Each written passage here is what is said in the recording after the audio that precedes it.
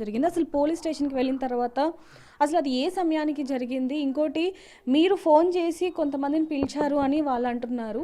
అంటే ఏం జరిగిందమ్మా అక్కడ? అయితే ఫస్ట్ అయితే ఇద్దరెళ్ళారక్క. ఆ తర్వాత మేమొచ్చాం. చాలా సైకోగా మాట్లాడుతున్నాడు. మాట్లాడుతుంటే మేమొచ్చాము. ఎందుకండి అలా మాట్లాడుతున్నావు? ఎంతెంత ప్రేమతో ఇవ్వచ్చు కదా! మేము అడిగితే ఆయన రివర్స్‌గా ఫస్ట్ ఆఫ్ ఆల్ మీరు ఇక్కడి నుంచి అని చెప్పి చాలా గలీజ్‌గా మాట్లాడాడు. ఎందుకు అలా మాట్లాడుతూ కొడతావా కొట్టు మరి చంపుతావా చంపు. మాకు అమ్మ నాన్న ఎవరుండరు. కొట్టినా మీరే, తిట్టినా మీరే. పైసలిచ్చేది మీరే కాబట్టి మీ నుంచి మేము ఉన్నాం కాబట్టి కొడతావా కొట్టు అనేసరికి చాలా ర్యాష్‌గా అందరిని కొట్టి చెల్లాచెదరు కొట్టేసరికి మేము పారిపోయాము. అదండి జరిగిందక్కడ. పోలీస్ స్టేషన్‌కెళ్తే కూడా పోలీసులు కేస్ తీసుకోలేదు. పోలీసులకు ఫస్ట్ మేమే కేసు పెట్టాము. కేసు పెడితే సరే ఓకే అన్నారు. మళ్ళీ తనొచ్చాక మమ్మల్ని తన ముంగటే మా కేసు తీసుకోలేదు. మమ్మల్ని తిట్టారు వాళ్ళు. మీరే పోలీసులు కూడా మిమ్మల్ని తిట్టారు. అసలు మీకేం రైట్స్ ఉంది వాళ్ళ ఇంటి దగ్గరికి వెళ్ళడానికి అన్నారు. ఇంక మేమేం మాట్లాడాలక్క చెప్పండి. అమ్మ ఇది నిజంగా కొంచెం వివాదాస్పదంగానే మారిందని చెప్పొచ్చు. ఎందుకంటే ఆ వీడియోలో అతను తిడుతున్నాడో అది ఎవరు కూడా చూడట్లేదు. మీరు అక్కడికి వెళ్ళి డబ్బులు డిమాండ్ చేశారో అనేది ఏదైతే చెప్తున్నాడో అదే పోర్ట్రేట్ చేస్తున్నారు అందరూ కూడా. కానీ డబ్బులు ఒక రూపాయి కూడా డిమాండ్ చేయలేదు పోలీస్ గారు. ఎందుకంటే మీరు ఎందుకు వెళ్ళారు అని అంటే మాకేం జాబులు లేవు, మమ్మల్ని చేసుకోవడానికి వివక్ష లేదంటారు. వివక్ష ఎందుకు లేదనంటే ఇప్పుడు మేము ర్యాపిడో ఒకటి బుక్ చేసుకున్నాం అనుకో, వాళ్ళు ఫోన్ చేస్తారు అని ఇక్కడికి రండి, మా వాయిస్ వినగానే అమ్మ మీరు ట్రాన్స్జెండర్సా, వివక్షంగా ఆడి ఉందండి. మేము ప్రతిదీ మాట్లాడినా సరే అది తక్కువగానే చూస్తారు. కానీ మేము ఎప్పుడో పోయినాం, ఆయన కొట్టంగా మాకు భయం వేసేసి మేము వెళ్ళినాం. కేసు పెట్టడానికి వెళ్తే లైట్ అయిపోయింది. ఆయన వచ్చి రాగానే కేసు పెట్టగానే మీ మీద కేసు చేసేస్తున్నా, మీ మీద కేసు చేసేస్తాను, ఎఫ్ఐఆర్ అయిపోయింది. అసలు ఏంటక్క అసలు పోలీసులు కూడా మమ్మల్ని ఆదరించకపోతే మేము ఎక్కడికి వెళ్ళాలి? మా బాధలు ఎవరు చెప్పుకోవాలి చెప్పండి మీరే. అసలు మీ మీద అటెంప్ట్ టు మర్డర్ కేసు అంటే కేసు పెట్టేస్తున్నాను చెప్తున్నారు. అసలు ఏంటి ఇంకా అవన్నీ తెలుసుకోలేదు.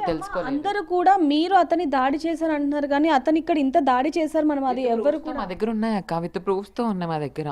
తను కొట్టింది, పోలీసులను తిట్టింది, భవాని మాల వేసుకున్న అమ్మాయిని కూడా తిట్టిండు. నీదేం మాల, నువ్వు యాక్టింగ్ మాల, నీది డ్రామా మాల, మీరు ఎందుకు వస్తారు, సెక్స్ తీసుకొని వెళ్ళి అని అంటాడు అక్క. ఇంకంత బూతుగా మాట్లాడుతున్నాడు. మేము ఏం చేయాలి? మాకు ఎవరు లేరు వెనకాల సపోర్ట్, మేము చెప్పుకోవడానికి మీడియాల వాళ్ళు మాకు ఎవరు కూడా తెలీదు.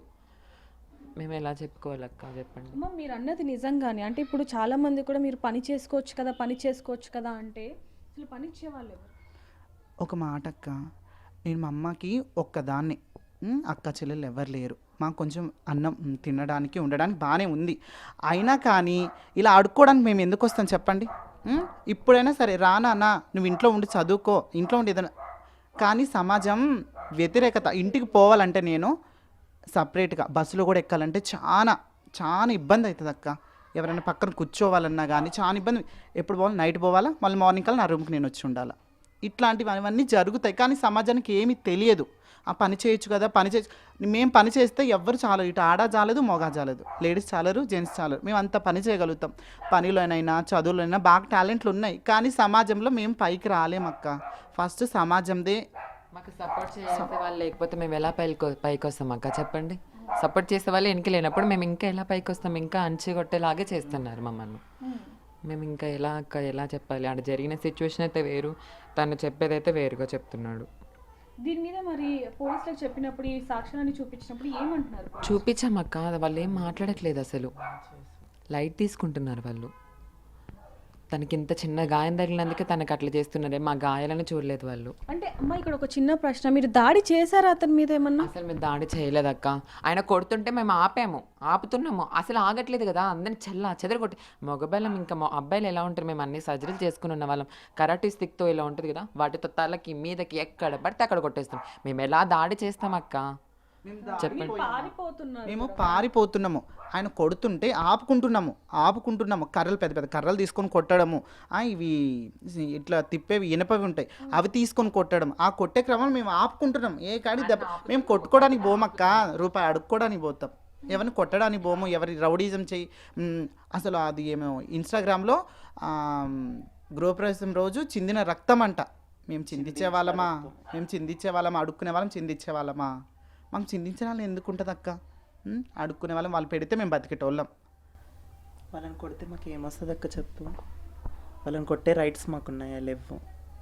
తనే మా మీద దాడి చేసిండు. కానీ తనే ఎంత వైరల్ చేసుకుంటున్నాడు. మేము వైరల్ చేయాలనుకుంటే 1 సెకండ్ చాలు.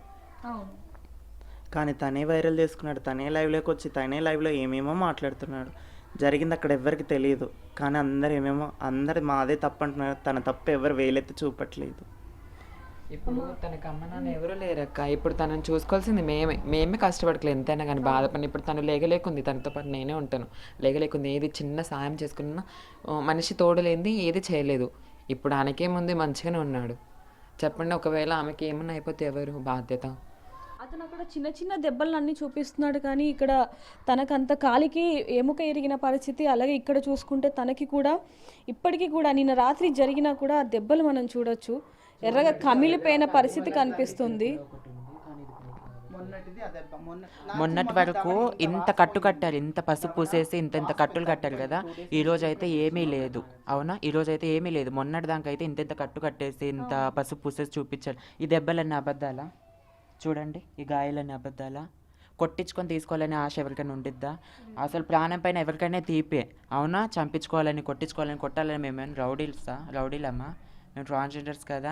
ఇచ్చే వాళ్ళ దగ్గర ఒక 5 రూపాయలు ఇచ్చారనుకోండి, దాంట్లో 5 కలిపి 10 రూపాయలు ఇవ్వండి అని అడగొచ్చు, దానికి ఒప్పుకుంటాను. మరీ లక్షణ అండి, మాకైనా సిగ్గు ఉండాలి, రాసే వాళ్ళకైనా బుద్ధి ఉండాలి కాస్త. వాళ్ళైనా చదువుకున్నారు కదా, మేము చదువుకోలేదు. రాసే వాళ్ళకైనా కొంచెం బుద్ధి ఉండక్కర్లేదా?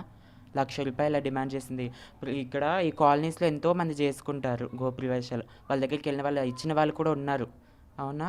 మరి అంతగా మేము ఏది డిమాండ్ చేయలేదు, అసలు బట్టలు ఇప్పలేదు. వెళ్ళంగానే నిలబడ్డాము, ఆయన తోసుకుంటూ మా మీదకి వచ్చారు. ఆ వీడియోస్తో సహా మా దగ్గర ఉన్నాయి.